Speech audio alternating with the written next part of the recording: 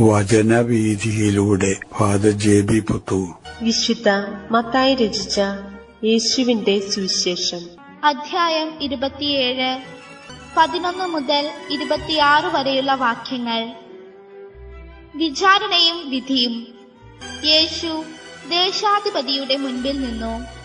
ദേശാധിപതി ചോദിച്ചു, നീ യഹൂദന്മാരുടെ രാജാവാണോ? യേശു പറഞ്ഞു, നീ തന്നെ പറയുന്നുവല്ലോ.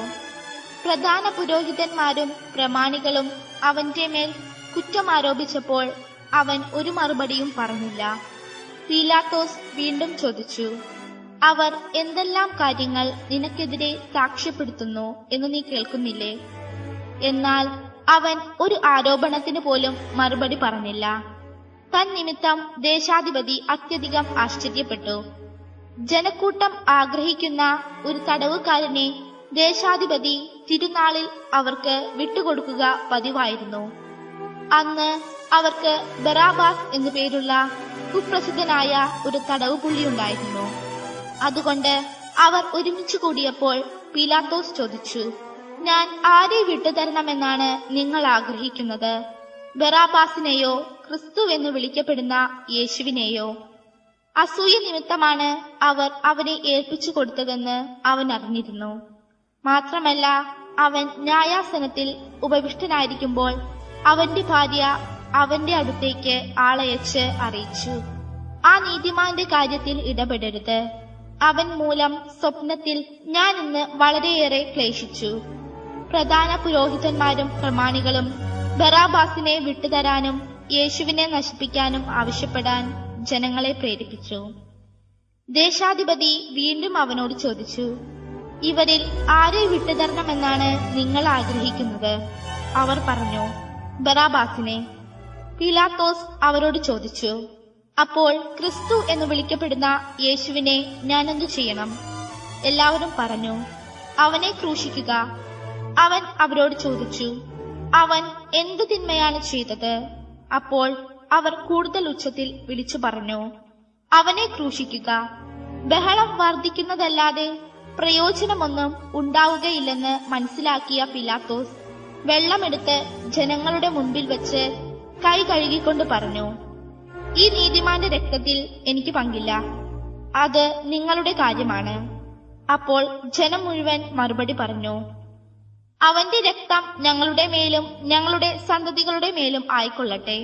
അപ്പോൾ അവൻ ബറാബാസിനെ അവർക്ക് വിട്ടുകൊടുക്കുകയും യേശുവിനെ ചമ്മട്ടിക്കൊണ്ടടിപ്പിച്ച് ക്രൂശിക്കാൻ ഏൽപ്പിച്ചു കൊടുക്കുകയും ചെയ്തു. യേശുവിന്റെ കുറ്റവിചാരണ രംഗം.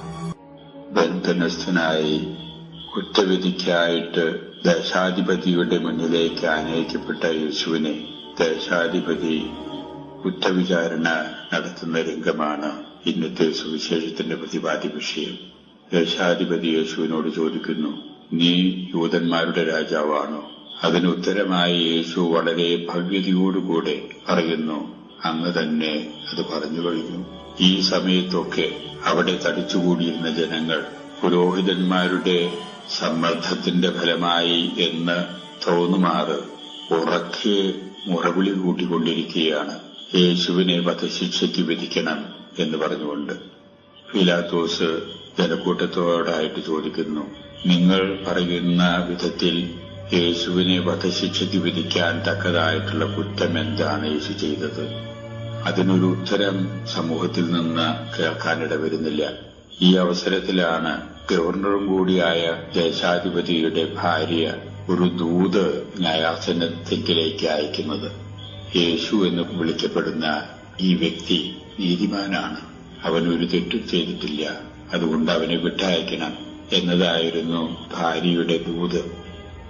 ദേശാധിപതിക്ക് അറിയാമായിരുന്നു യേശു നീതിമാനാണെന്നും നിഷ്കളങ്കനുമാണെന്നും. പുരോഹിത ശ്രേഷ്ഠന്മാരുടെയും ജനപ്രതിനിധികളുടെയും അസൂയ കൊണ്ടാണ് യേശുവിനെ ബന്ധനസ്ഥനാക്കി തന്റെ മുന്നിലേക്ക് കൊണ്ടുവന്നിരിക്കുന്നതെന്ന് പന്തിയോസ് പീലാത്തോസിന് നന്നായിട്ട് അറിയാമായിരുന്നു. അതുകൊണ്ട് അല്പം മൃദു സമീപനമാണ് അദ്ദേഹം യേശുവിനോട് പുലർത്തിയത്. ഏതെങ്കിലും വിധത്തിൽ യേശുവിനെ കുറ്റവിമുക്തനാക്കാൻ ഉള്ള ആഗ്രഹത്തോടു കൂടി തന്നെ എന്ന് വേണം വിചാരിക്കാൻ.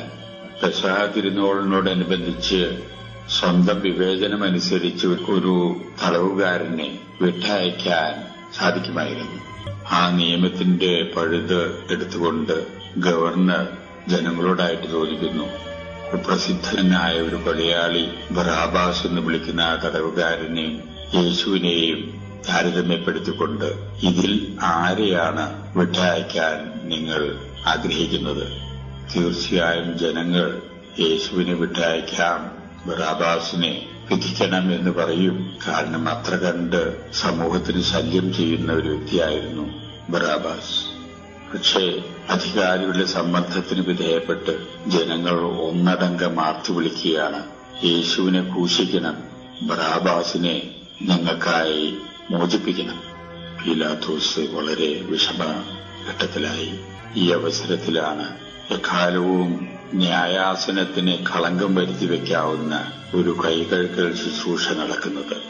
പീലാത്തോസിന്റെ അധികാരം നഷ്ടപ്പെടുമോ എന്നുള്ള ഭയം, ജനങ്ങളുടെ അപ്രീതി സമ്പാദിക്കാൻ ഇടവന്നാൽ സീസറിന്റെ എതിരാളിയായിട്ട് തീരാം, അങ്ങനെ തന്റെ അധികാരം നഷ്ടപ്പെടാം എന്നുള്ള വിചാരത്തിന്റെ ഭീരുത്വം കൊണ്ട് എന്ന് വിചാരിക്കത്തക്ക വിധത്തിൽ പീലാത്തോസ് കൈ കഴുകി പറയുന്നു, നീതിമാനായ ഈ മനുഷ്യന്റെ രക്തത്തിൽ എനിക്ക് പങ്കില്ല.